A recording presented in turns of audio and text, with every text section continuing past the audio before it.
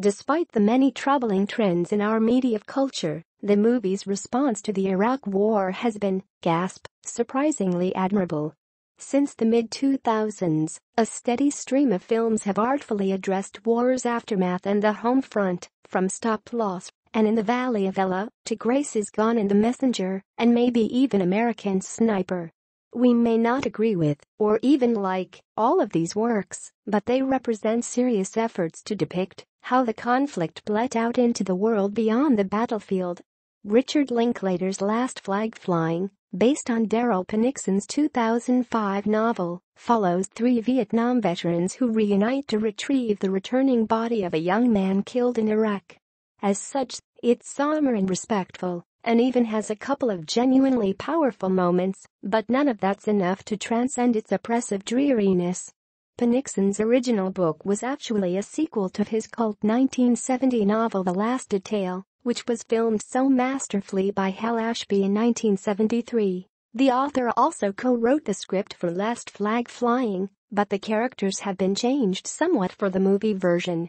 I've not read Ponicsan's books, but there's a world of difference between the Ashby classic's 3 sharply drawn, riveting personalities and the cliché trio of old-timers we find ourselves faced with here. The film opens with almost supernaturally shy recent widower Larry Doc Shepard, Steve Carell, entering a seedy bar owned by his old Marine buddy, gruff boozer Sal Neal and Bryan Cranston. Together, they go to visit another comrade, Richard Mueller, Lawrence Fishburne, a one-time wild man who is now a married pastor and a beacon in his community. The boozer, the priest and the introvert, these are boilerplates rather than characters. And without much to do, they never really come alive. Well, except in a couple of key moments. Doc has reached out to his friends after all these years because he needs their support in facing the unimaginable, greeting his only son Larry Jr.'s coffin as it arrives in the U.S. That's a devastating premise, and Linklater does right by it in the film's most affecting scene, when Doc, sitting in a military hangar with other grieving families, asks to see his son's body. The director's minimalist streak serves him well here, as he keeps his camera at a quiet distance from the unthinkable human tragedy we're witnessing. But for much of the rest of the film, as Doc, Sal, and Mueller, joined by Charlie Washington, J. Quinton Johnson, a young lance corporal who was Larry Jr.'s best friend, accompany the coffin on its journey from Delaware to Doc's home in New Hampshire, simplicity slides into the simplistic, and Linklater's unobtrusive cinematic style starts to feel slack and unimaginative.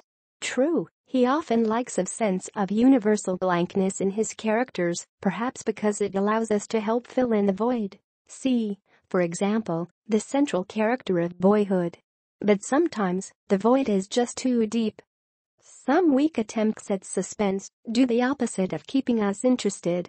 An initially compassionate, but ultimately hard-headed Colonel, Yao Vasquez, briefly turns into a bad guy when he commands Washington to make sure the young man is buried in his military uniform and not his pussy, motherfucking graduation suit.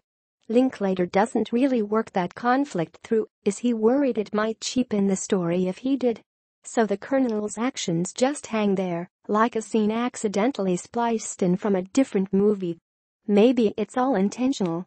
The picture's final moments suggest that it's meant as a tribute to simple people, to good, plain folks who do as they're told, whose interactions are dictated by what is deemed appropriate by the powers that be, and who don't steer far from the accepted path of being. That's the kind of philosophical question that has animated plenty of Linklater efforts in the past. But Last Flag Flying merely hints at the idea without engaging with it, bracketing a couple of stirring scenes with a lot of wan filler. Last Flag Flying is not a bad movie per se. It's just not much of a movie at all.